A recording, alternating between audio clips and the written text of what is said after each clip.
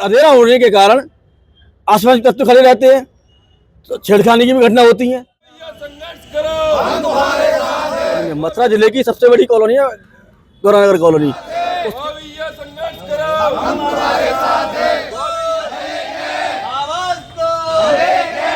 कान्हा की नगरी में दीपोत्सव से पूर्व अव्यवस्थाएं हावी हैं।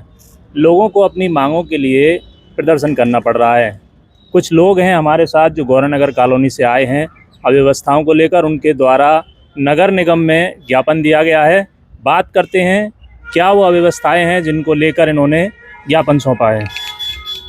ये सबसे पहले तो आप अपने नाम के साथ शुरुआत करें और बताएं क्या अव्यवस्थाएं हैं जिनको लेकर आप यहाँ ज्ञापन देने आए हैं। धनेन्द्र अग्रवाल बॉबी, प्रदेश संगठन मंत्री व चेयरमैन व्यापार मंडल वृंदावन।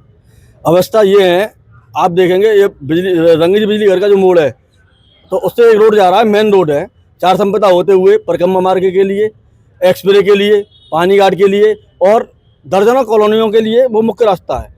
तो मैं वहाँ देख रहा हूँ कि स्ट्रीट लाइट की सुविधा उस जगह नहीं है, और जो लगी हुई है वो ख़राब है। कई खंभों पर स्ट्रीट लाइट है ही नहीं। अब शाम के टाइम पर या सुबह के जल्दी के भोर के टाइम पर हमारी बेटियां ट्यूशन पढ़ने के लिए जाती हैं, माताएं बहनें दर्शन करने के लिए जाती हैं, तो वहाँ अंधेरा होने के कारण आसपास के तत्व खड़े रहते हैं, तो छेड़खानी की भी घटना होती है, आवाज़ किसी की भी घटना होती है। तो ये बहन बेटी किसी की भी हो, माता बहनें किसी की भी हो, वो सबकी एक समान होती हैं।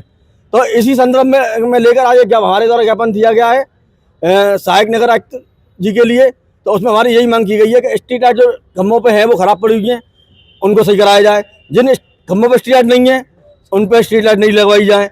अगर तो उन्होंने आश्वासन दिया है ये 3 दिन में सारी व्यवस्था सही करा देंगे।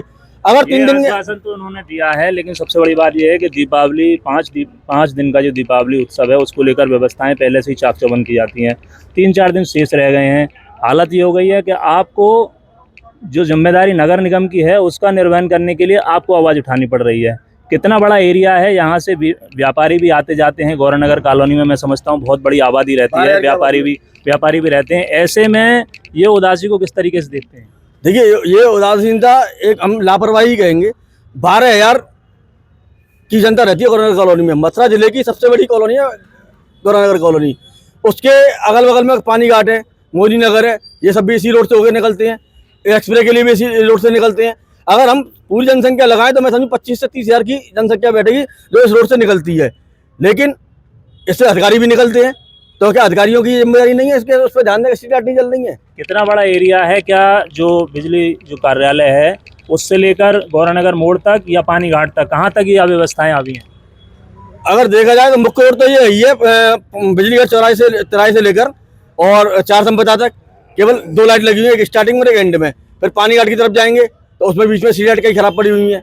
तो भाई बहन बेटियां जा रही हैं, सारी बच्चे ट्यूशन पढ़ने के लिए जा रही हैं, शर्म के मारे वो अपने घरों में नहीं बता पा रही हैं। छेड़खानी अक्सर होती है, यह बात आप भी जानते हैं। तो ये तो हमने आज यही मांग उठाई है, भाई स्ट्रीट लाइट जले तो कम से कम पब्लिक भी निकलती है तो दूर से देखेगी, कोई अगर दुर्घटना या घटना होती है तो उसको संज्ञान में लेगी। तो आपने ज्ञापन दिया, जो आपको आश्वासन मिला है, क्या उससे आप आश्वस्त हैं, संतुष्ट हैं? हाँ, आश्वासन संतुष्ट हैं। अगर कोई ये सुविधा नहीं की गई तो आज जन आंदोलन किया है, आगे बड़ा उग्र रूप भी लेगा। आज पब्लिक सैकड़ों की है, हो सकता है ये कल आंदोलन के बाद हजारों की संख्या में आए। देखा आपने, आज ये पब्लिक बहुत कम संख्या में है, लेकिन अगर बातें नहीं मानी गई, अव्यवस्थाएं ठीक नहीं हुई तो उसका खामियाजा आंदोलन के रूप में नगर निगम को भुगतना पड़ेगा। इस बारे में नगर निगम के वृंदावन जोनल कार्यालय में ज्ञापन लेने वाले सहायक नगर आयुक्त अनुज कौशिक ने क्या कहा वो भी सुन लीजिए। उनका रंजी के बगीचे के पास की स्ट्रीट लाइट कुछ खराब होने की शिकायत लेकर आई थी।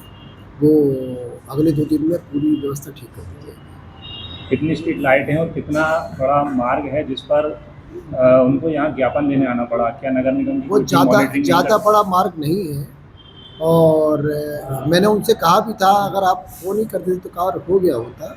यहाँ उसके लिए आने की उनको आवश्यकता नहीं है। उनके कार्य पूर्व में भी कराए जाते रहे हैं और कराते रहेंगे, हम लोग करा देते हैं।